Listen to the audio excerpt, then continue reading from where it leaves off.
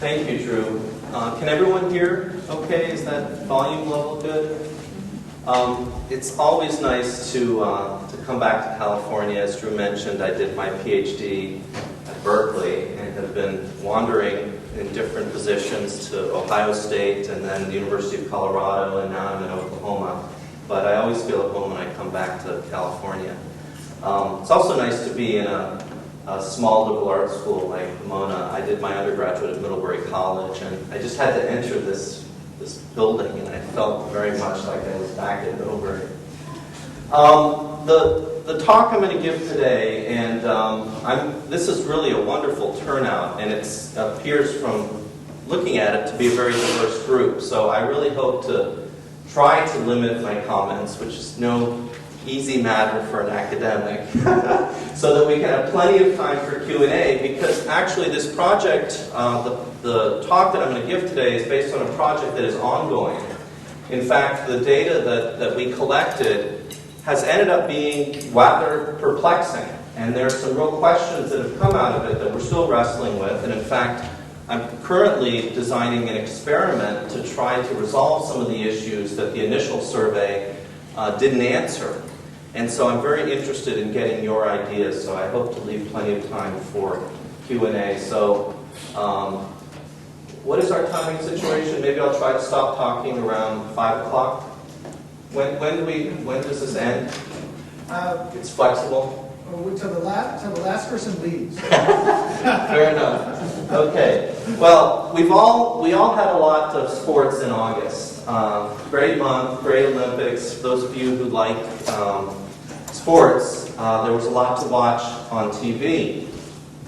And as someone who has spent his career working on China and been moving more and more into the sort of political psychology of Chinese foreign policy, and in particular, some of the psychological and specifically perceptual dynamics that surround U.S.-China relations, the importance of images, perceptions, especially of threat perception, prejudice, attitudes towards the Chinese government, Chinese attitudes towards the American government. These things strike me as an extremely important and understudied element of what I would argue is the most important bilateral relationship of the 21st century. And so with the Olympics coming along, I had an idea that this was going to be an important moment in American understandings of China. Obviously, the Olympic spirit is something that we tend to think of, maybe romantically, as one of bringing us all together. That is the idea of the Olympics, is that somehow we transcend our national boundaries and we celebrate that which is the greatest among all of us. I think we all know that hasn't always been the case. We know about the Berlin Olympics. We know about the politicization of numerous Olympics.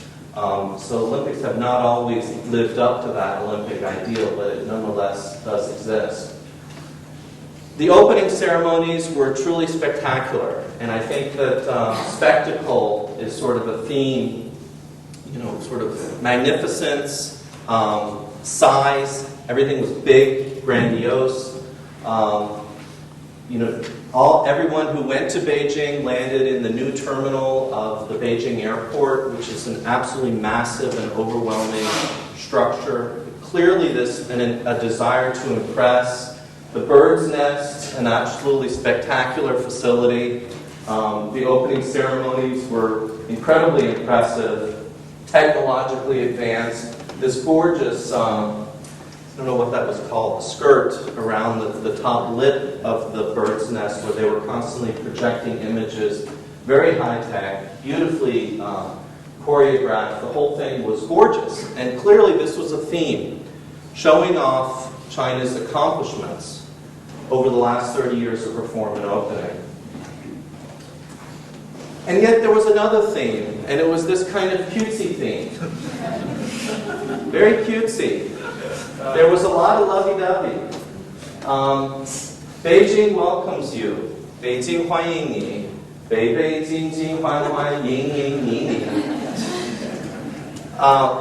Funny, yes, but a recurring theme. You know, China's rise is peaceful. China is harmonious. So you sort of, these were themes that sort of kept coming up over and over again. And I think you especially saw that if you watched a lot of the sports, because the NBC channels would have these, you getting feedback here? If you can get rid of that. NBC had very upbeat, positive coverage. And when they did the human interest stories, they were almost always a very sort of positive take on Chinese culture. This slogan, for example, the image that represented the Beijing Olympics, that's the character for Jing, or capital, that was reworked in a sort of traditional format by a famous Chinese calligrapher. There was a wonderful segment that Mary Carrillo, one of the NBC journalists, did where she interviewed him and talked about that. So there was this clearly a desire to portray China, to both present this kind of magnificent and strong and has come out China, but also this kind of cute and friendly China. And so I want to sort of throw an argument out there, which was there was this tension that you felt almost from the beginning. And I actually kind of was feeling this even in the months coming up to the Olympics, and it sort of inspired this research. On the one hand, it was the debutante ball. You know, it was the moment when China stepped out into international society, was justifiably proud of China's accomplishments over 3 decades of Gaiga Kaifang, of reform and opening. And China wanted to show off its accomplishments. And when I say China, obviously I'm sort of anthropomorphizing the state, right? I'm treating China as if it was a human being. But in a way, that's, you know, what I'm saying is that I'm making a generalization. I think a lot of Chinese people, the majority of the Chinese people, felt very proud, understandably so, of China's accomplishments over 3 decades, and wanted to use this as an opportunity to show it to the world. But specifically, I think the Chinese Communist Party, the party that leads China, had another agenda, which was to shore up its nationalist legitimacy. And that's where this character comes in. I think Wang Laoshi is somewhere in here.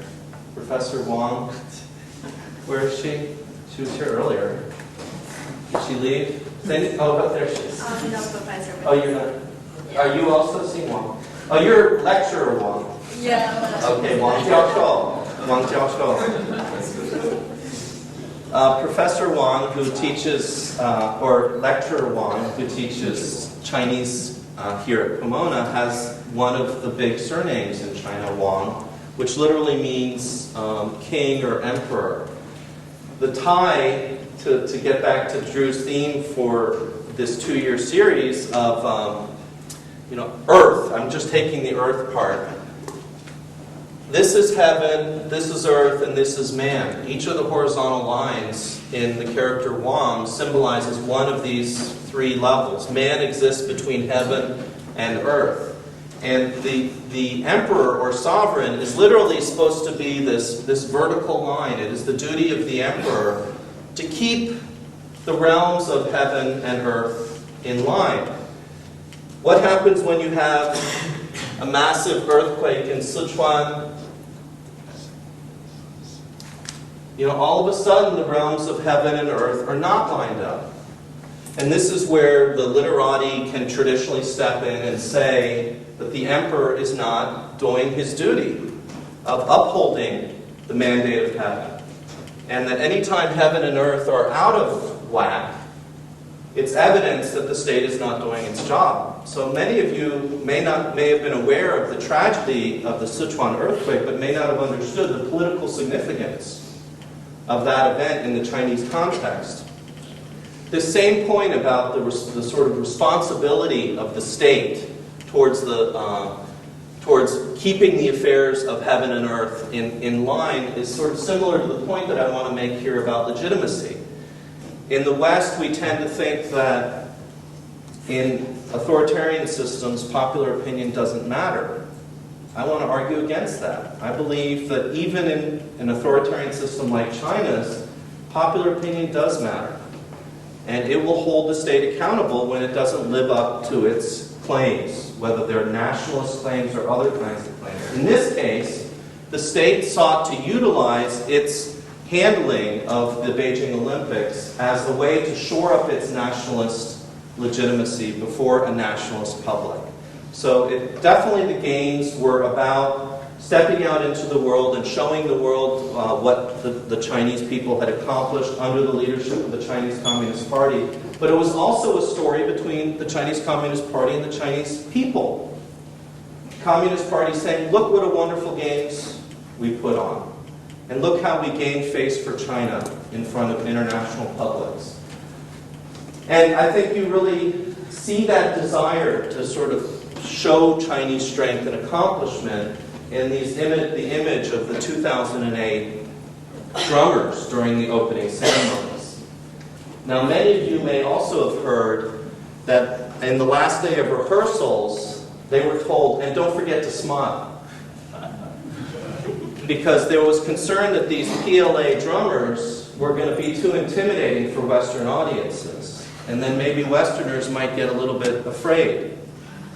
Which, of course, we want to step out into international society. We want to show off China's accomplishments, but we don't want to scare the foreigners. We want to reassure them. Why don't we want to scare them? Because it's against China's national interests. Arguably, one of the core elements of Chinese security strategy over the last 10 years has been a policy of reassurance. Trying to reassure foreign countries, China's neighbors, the United States, that China's rise is not dangerous, that foreigners don't need to be fearful of China's rise. In fact, the whole idea of China's rise got changed to simply saying peaceful development, to be less threatening. So there's a whole evolution of discourse over China's rise that was very interesting. So peaceful rise, and sometimes even peaceful development was the phrase used, because maybe even rise could seem threatening to foreigners. So there was that tension, I think, in the kind of image that was being projected during the Olympics from the Chinese side.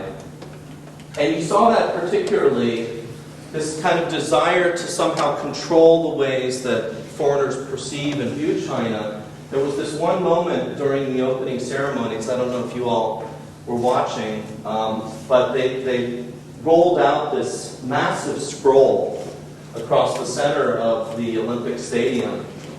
And then they had these dancers sort of dancing around on it, and slowly there emerged a landscape painting.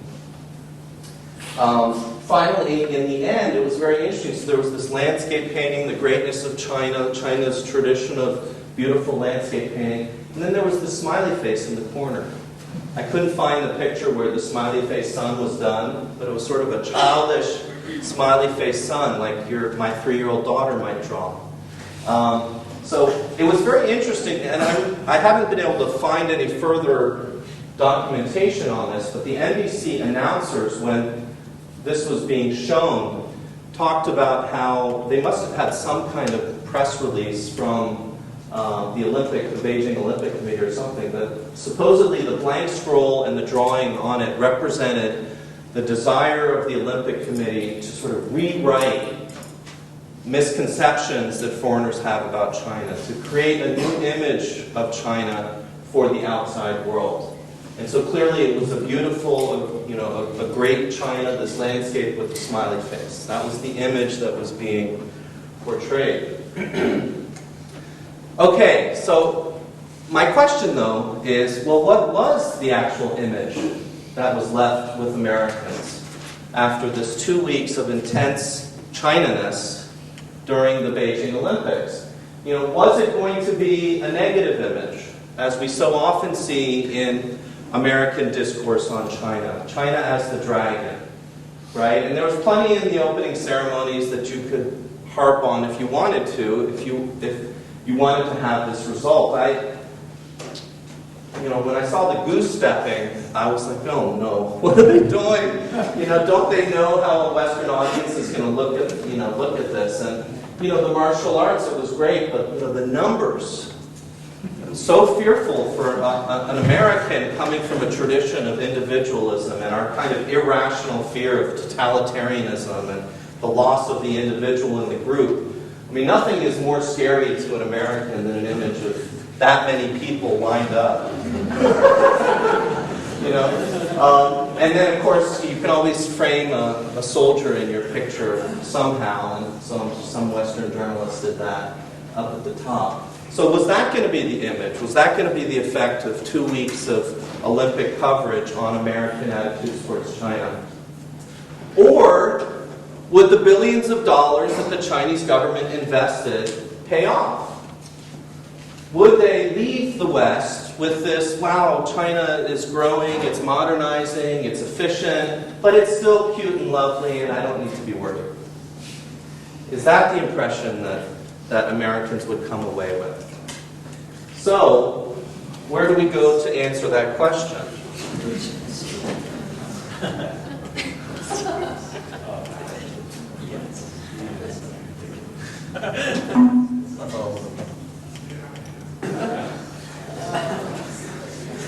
All right. Okay. So, well, maybe before we get to that one.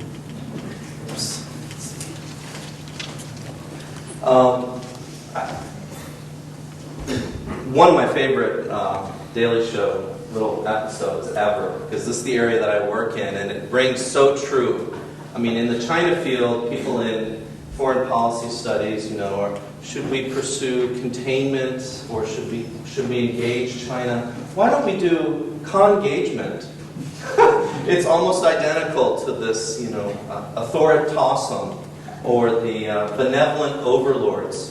This kind of very deep ambivalence and unsureness about China is something that's very central to American attitudes towards China. And there's a whole other sort of talk we could have about how American identity is very much bound up in a liberal notion of who we are, our defense of individual liberty, and in many ways the role that China plays as an other against which to understand ourselves and our treasuring of individual liberty. So there tends to be this kind of bipolar attitude towards China. Either China is the opposite, they're the authoritarian, or they're becoming capitalists just like us, they're becoming awesome.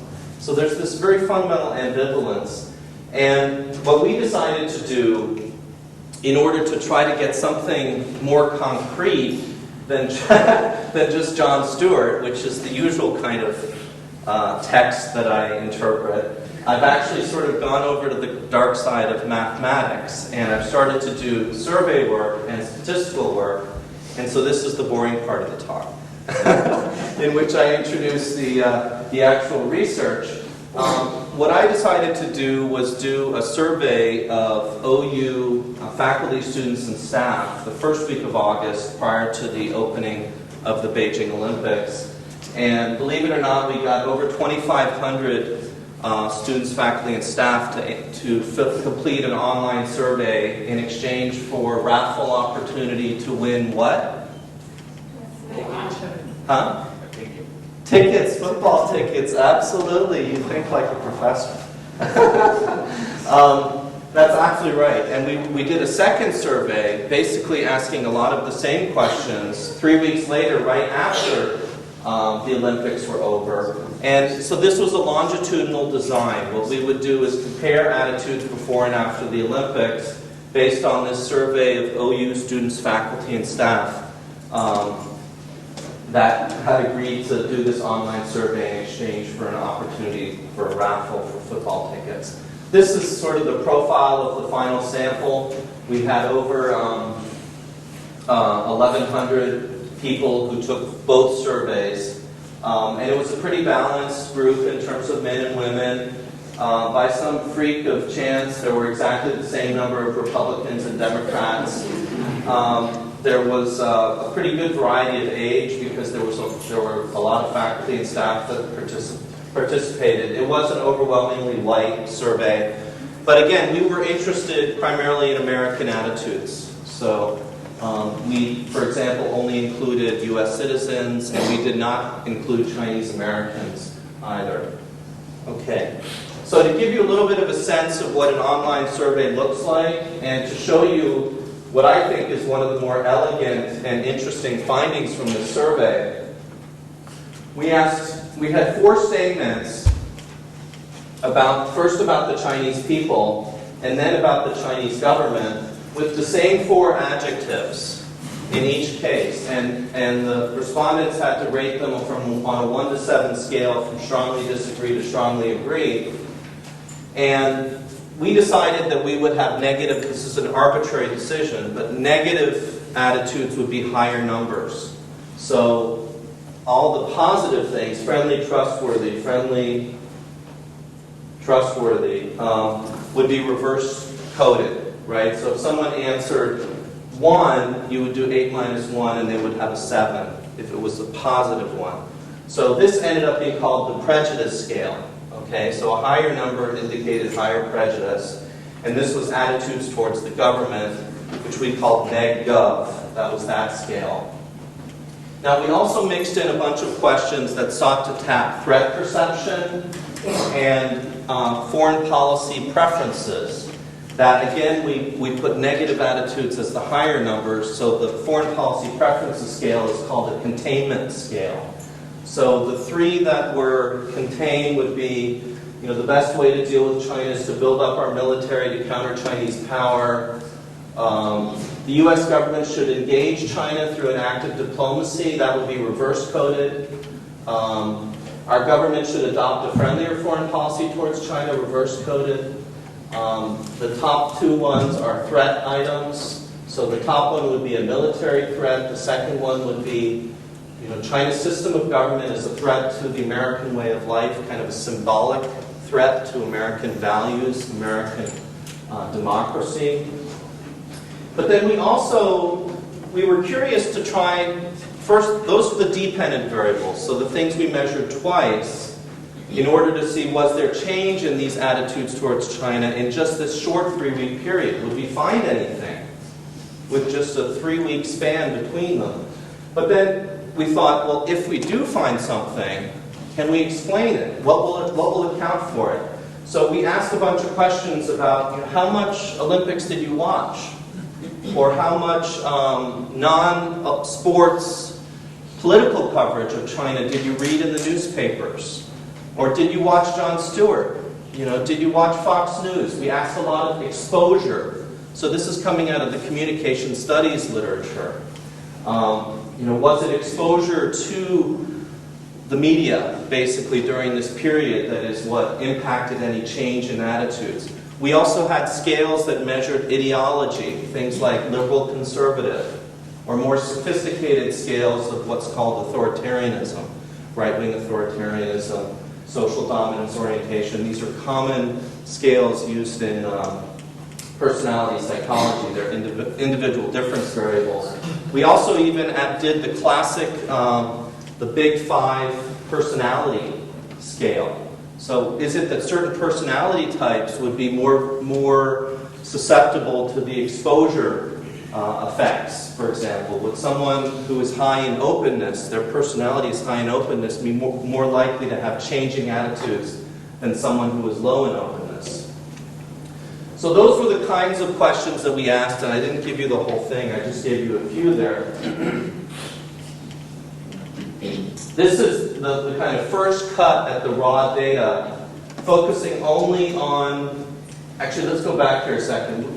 I added one normative question. China should not have been awarded the Olympic Games, because I was trying to tap something more emotional. Like, would there be any change in their attitudes towards whether China sort of deserved to host the Games? That was that item.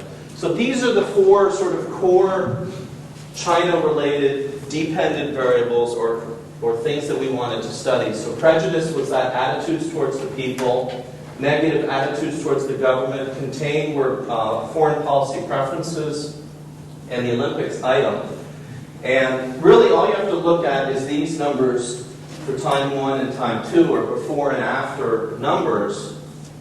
But before we even look at the after numbers, it might be interesting to just talk briefly about the mean scores across at time 1. This is over 2,000 respondents. Remember, this is on a 1 to 7 scale. So you'll notice that with the exception of the attitudes towards the Chinese government, all these numbers are below the scale midpoint of 4. So for example, on prejudice, you really can't argue overall that these Sooners were prejudiced towards the Chinese people. In fact, this is pretty clear that they have a very positive attitude towards the Chinese people. But what's really remarkable is the size of the difference between these two numbers. Because remember what I showed you before, the items in these scales were identical, except for the subject. The only thing different was one was talking about the people, and the other was talking about the government.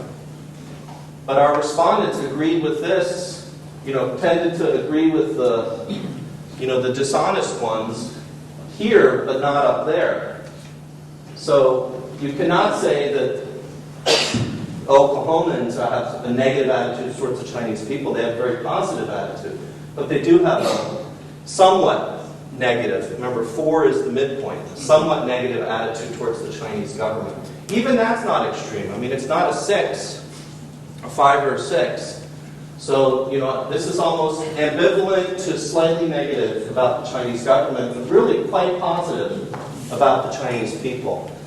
And this is very interesting that we can empirically show that there's such a big distinction that Americans draw between their attitudes towards the people and the government. I mean, in a way it seems intuitive, but if you look at how polling is traditionally done in this country, for example, these Chicago Council surveys of international opinion, when they do their feeling thermometer, they say, how do you feel about the people in country of X, like the people in country of China?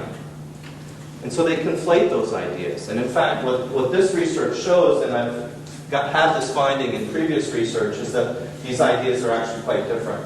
Another quick one is, it's interesting to note that there's not much support for the idea of tougher foreign policies. In fact, the majority of our respondents, wanted friendlier foreign policies towards China. On this Olympics item, it was more close to the median. Now, instead of trying to compare these numbers with these numbers over here, I've plotted it out for you. And I think this is kind of the payoff slide for our research so far. And there'll be some more slides afterwards, but this is really the key payoff slide for this lecture. I think the point to note is that from before the Olympics to after the Olympics, with the exception of the Olympics, that single item measure, the other 3 China measures, the negative government, the containment, and the prejudice, they all increased. And it was a statistically significant increase, small, but statistically significant. And I do think that that's an interesting finding, given the billions and billions of dollars that the Chinese government invested in trying to improve attitudes. We can't say from this that attitudes got bad, but they did get relatively worse. And so it's kind of a puzzle. What was it that led to that? And why was it that this Olympics item actually went in the other direction? My hypothesis about that is that China put on a very efficient and a very effective Olympics. And so I think more Americans probably ended up thinking these people are competent. They can accomplish things. They did deserve to host the Olympics. Nonetheless, a recognition that they deserved to host the Olympics was accompanied by a slightly greater negative attitude towards China. Now, just to take a first cut at this next step in the research, which is where we still are right now, is trying to figure out, okay, why? Why did these changes occur? It was only a small change, but it was a statistically significant change for the worse. And one of the first kind of individual differences that you look at is things like party affiliation or liberal conservative. And if you enter Democrat and Republican, what you see is that, yes, the Republicans tended to have more negative attitudes than the Democrats did, which is something we knew actually from earlier research. But they both increased in comparable amounts. So there was no interaction effect. There was no impact of party affiliation on the changes across time. Okay, so it wasn't as if, say, it was only Republicans that had attitudes get much worse and Democrats' attitudes got better or didn't change. In fact, they increased the same amount. Now, this point about the difference between liberals and conservatives and Democrats and Republicans is the product of a previous paper that I worked on with a colleague, which was to try to explore was there an impact of political orientation on generalized American attitudes towards China. And the reason why we needed to ask this question is we felt like there was a lot of research, a lot of knowledge about elite level attitudes. We know a lot about what party leaders think. Pelosi from San Francisco, not very pro-China, but also on the Republican side, Donald Rumsfeld, not very pro-China either. But in both parties, you can find people that are very pro-China as well. So the thought is at the elite level, both sides are split. It must be that the American people as a whole are also sort of split, and there must not be any significant differences between liberals and conservatives on attitudes towards China. And so that's what led to that initial research, and this is the earlier research study, just to present to you very quickly, with the exception of the prejudice item, where the higher levels among Republicans were not statistically significant. These slopes were all great enough to be statistically significant differences. Republicans have consistently more negative attitudes towards China than Democrats do.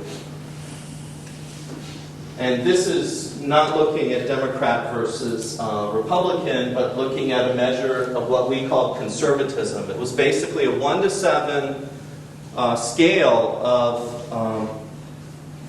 where the respondent simply said, I am very liberal or very conservative. And then you correlate that with these different China measures, and pretty much everything correlated, with prejudice being weakly correlated in one sample and dropping out in some cases, but pretty much everything, especially the threat items and the policy items. These are really pretty impressive correlations. This is the really nerdy slide, and since we're at 5, I'm not going to spend too much time on it, because frankly, I'm still working on this. My colleague and I are still trying to make sense out of this, but that earlier slide I showed you here, where we didn't find an effect, this was using a method that basically compared the means before and after, and then saw if other variables like exposure covaried with the changes in means. Then we decided we could do a hierarchical regression, which is a different kind of method that actually takes each individual and analyzes them separately. And so, for example, this first hierarchical regression is looking at the changes in prejudice scores. And these were the two variables that had a statistically significant impact on that change. In this case, RWA is a scale called right-wing authoritarianism. Basically refers to a type of social conservatism that is very defensive of convention, and it tends to be very aggressive towards things seen as threatening to cherished in-group values. So it makes a lot of sense to us that this would have a positive impact, that's what these stars, snowflakes are, on this increasing amount of prejudice from time 1 to time 2. Now the effect sizes are very small. If you just look at the changes in the R square, which just means 0.024 is what's between those two numbers, essentially that's 2.4% is the amount of the change that can be accounted for by the addition of those other variables. So you're only able to account for a very small amount of the variation. So we're really trying to find what's going on. And we're not having too much luck so far, but here are some of the variables. Social dominance orientation is an attitude towards intergroup hierarchy. People high on social dominance orientation tend to believe that some groups are better than other groups, and some groups should stay in their place at the bottom. People low in social dominance orientation are more egalitarian. This openness variable, as I mentioned earlier, it's a deep personality variable from personality psychology. And then the final variable here was exposure to sports, was how much sports they said they had watched. And our hypothesis on this one was that the sports coverage included some coverage of China that was almost uniformly positive. And so it made sense that it was negatively correlated with this increase in containment. So the more Olympics they said they watched, the more NBC they said they watched, the less they actually increased in containment. So this is where we're going now. This is sort of the next step in the research to try to figure out this next question of why was it that we had these consistent increases. Let's see if I can get back to the punchline. This is really, I guess, where I want to leave the talk. So I'll end here so we have plenty of time for Q&A. Yes? If the goal of this study is to determine the success of the Chinese investment in the Olympics, and we're going, it seems that in the questions asked and the way this data is collected and just who we're collecting data from, it seems that all we're looking at is the foreign significance. That this is based on an assumption that the goal of the Olympics was to impress us, which, it's very hard to shake ourselves of. But in China, it seems to be much, much more relevant to CPC purpose. That as hard as that data is to get, the real questions of whether that investment was worth it seem to be answered only by how Chinese opinion changes their government. I agree. I think that's a very good point. And I didn't mean to suggest that American attitudes towards China were the sort of sole goal of the Chinese leadership in conducting the Olympics. I don't think that's the case. But there is kind of an interconnection here, which is to say I do think that in this sort of game between the Chinese government and the Chinese people, where the Chinese government is trying to earn nationalist points by making China look good internationally, there is an important sort of third party involved, and that is Chinese perceptions of Western perceptions. And when I say Western, I mean primarily American, because that's who Chinese look at.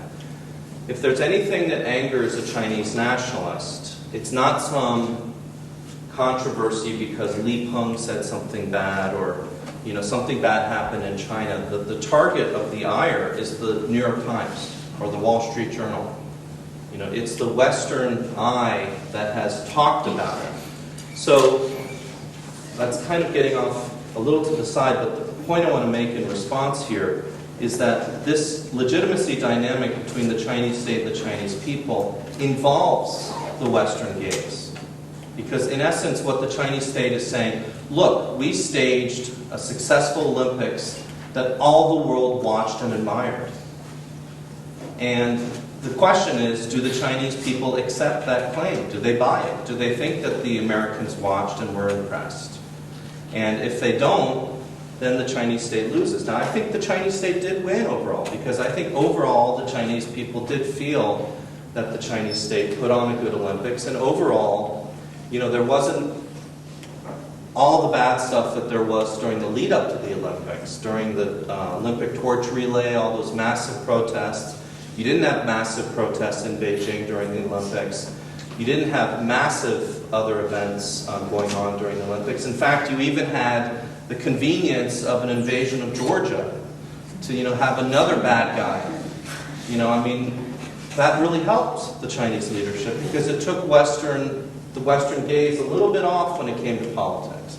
It kind of redirected that. And, I think you're right that the kind of core game was a domestic game. But I think that the Western gaze was sort of part of that game, to be redundant. Yeah. I have two questions. I think it's a very interesting study. I have two questions. First, about the role of media in perception. I noticed that you're taking pictures, for example, Chinese, PLA soldier in front of the golden nest. Yeah, I know that. But for us, the second one. Yeah. For example, I don't know. Sometimes it depends on the people how you perceive that. But for us, for Chinese, most Chinese people, these are just security guards. But I don't know why people say that. They just try to protect the safety of Olympics. Why people say, oh, this is threat, danger. I think it's so that's about the role of media. Secondly, I think the media, sometimes I was a little side about the role of media, because sometimes we think the media should be trying to promote the mutual understanding, the mutual communication between the people on this side and that side. But in many cases, it's not. So that's what I said. So that's one question for that. Secondly, that's what I'm saying. Because they're just trying to select, a few pictures, for the interview people, a few people that they want to interview. So that you show the video, just Yes.